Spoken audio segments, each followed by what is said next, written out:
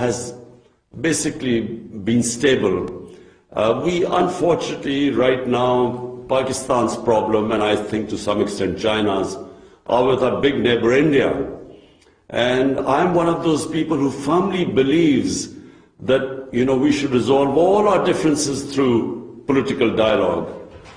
But as I said, it's unfortunate that in India we have a government that is an extreme nationalist government.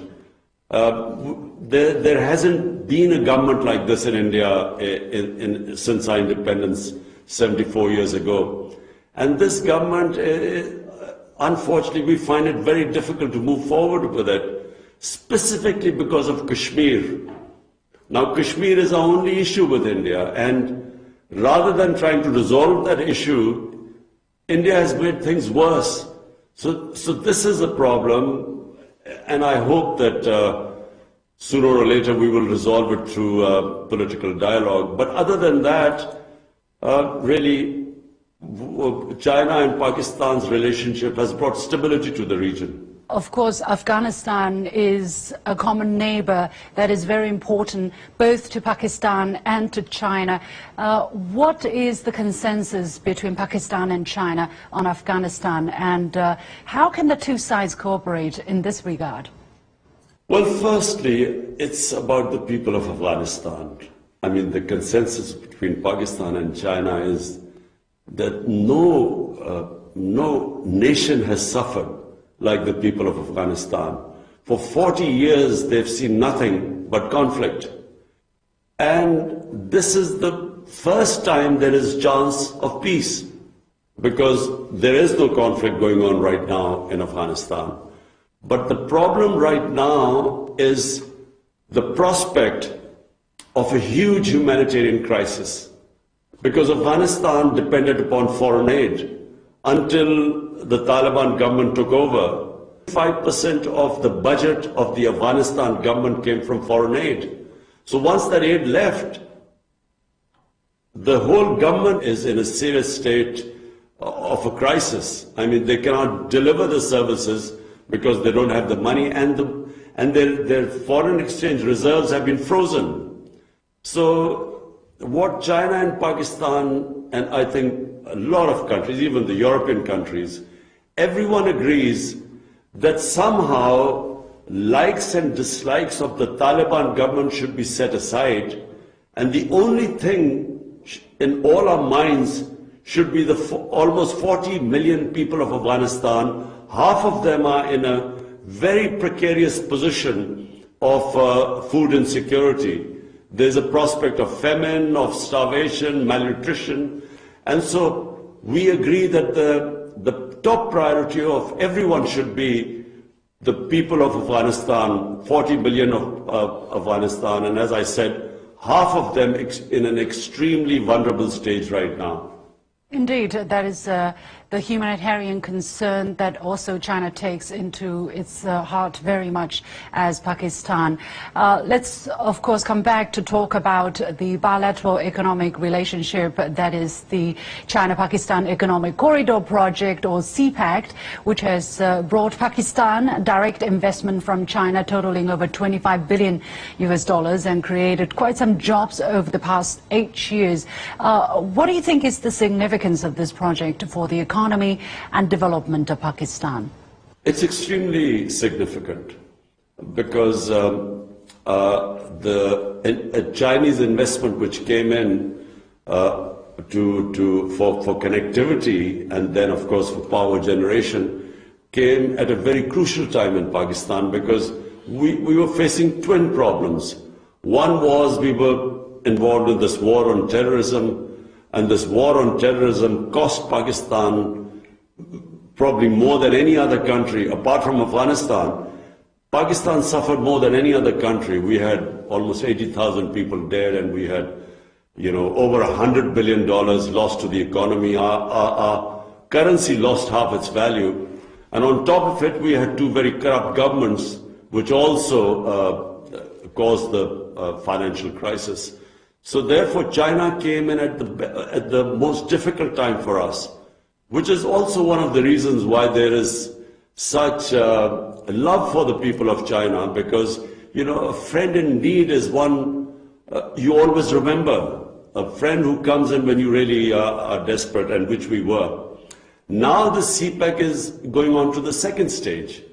And the second stage is, number one, is investment in our industrial zones, so industrialization. Number two, information technology. Pakistan is now giving great incentives for investment into our technology zones. And then number three, I mentioned before, is agriculture. Because Pakistan basically is an agricultural country. And we really need help in investment in productivity in our agriculture. So we are already signing MOUs with Chinese companies which will be mutually beneficial. So the Chinese companies will also gain a lot from investment there, and Pakistan will gain from the technology transfer. So these two. Great news, great news. Good to hear that. I understand that the year 2021 marked the 70th anniversary of diplomatic ties between China and Pakistan. Chinese President Xi Jinping said the two countries should stand together more firmly, promote their all-weather strategic cooperative partnership, and build a closer China-Pakistan community with a shared future in the new era. So what are some areas where China-Pakistan ties can progress in the year 2022, of course, including the projects that you mentioned in CPEC? Well, Pakistan's emphasis since my economics, we have so far concentrated more on geostrategic importance rather than the geoeconomics. My government's priority is to lift our people out of poverty. We have, unfortunately, almost 25% of our population below the poverty line. And the main consideration is to lift them up. And the role model we have in mind is, of course, China. No country in human history has ever lifted so many people out of poverty in such a short space of time as China. Because from what we know, they've lifted almost 700 million people out of poverty in the last 35, 40 years. And President Xi Jinping just announced the end of extreme poverty in China. So this, for me, is one of the greatest achievements in the history of mankind. It's never happened in human history before. So my government's concentration is somehow to lift our people out of poverty. And the model we look to is China's model.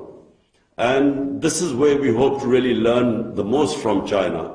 How do we and of course, we've had meetings on this before. How do we create wealth and then use that wealth to lift people on the bottom tier out of poverty? Yeah, we hope that China's example, China's experience can provide some inspiration for countries such as Pakistan. And we wish you really the best in that regard. As we talk, we have a lot of things to celebrate, but the world really has been suffering from COVID-19 and the kind of economic downfall that the pandemic has caused to us. So cooperation is extremely important. How do you see the overall cooperation between China and Pakistan in terms of fighting the pandemic, and in what ways has China supported Pakistan in fighting the pandemic? And looking forward, what else do you think can be done? Well, Pakistan, I'm very proud to say, is one of those few countries which coped with the pandemic better than the vast majority of the nations that were affected by the pandemic. We are considered amongst the top 3 countries which coped with the pandemic best of all. In other words, we saved our economy, and we also saved our people from the pandemic. Now, we learned a lot from China, because as the pandemic spread, we immediately had very close contacts with China and learned a lot from the experience, because it started in Wuhan city first of all, and then it went to other places. So we were in close cooperation. We learned a lot. We of course got when the vaccines came out, we of course got help from China, other countries too, but China helped us at that critical time. So fortunately, you know, we are very pleased to say that we were one of the few countries that coped with the pandemic better than others. Definitely, we hope that the situation will continue to improve and that we all walk out of this pandemic as soon as possible. Finally, in between China and Pakistan, we are good brothers, but Pakistan also has a good relationship with other countries, and Pakistan and the United States are also good friends, let's say. But some media are saying that Pakistan-US ties would face challenges due to rising tensions between China and the United States. What is your comment? My comment is that the world does not need another Cold War. The world should not go through the situation where it's divided into two camps. And it does not benefit anyone. In fact, everyone suffers. But people gain if there's cooperation between the countries. You know, we saw, in my lifetime, I saw the European Union came into being, and then we saw the standard of living of the entire European countries go up. So what I would say is that I hope that this does not escalate into another Cold War where we have to choose sides. We have good relationships with the US.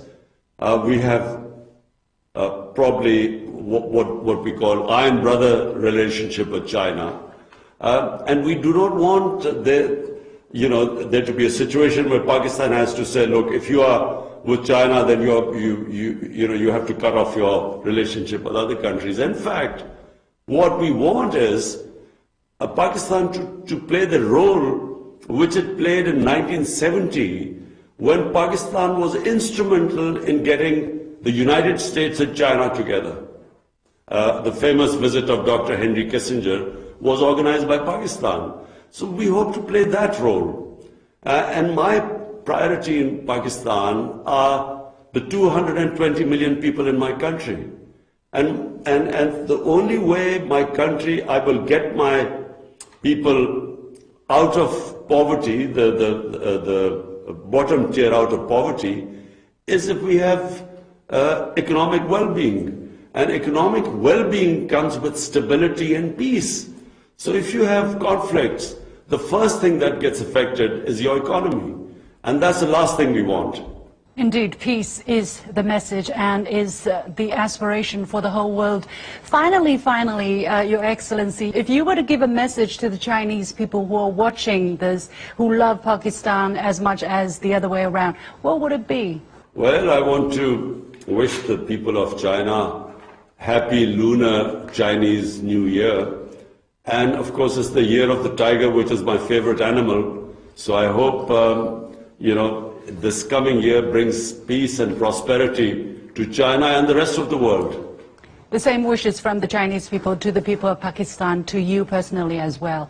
Thank you so much, Your Excellency, Prime Minister of Pakistan, Imran Khan, for accepting this interview.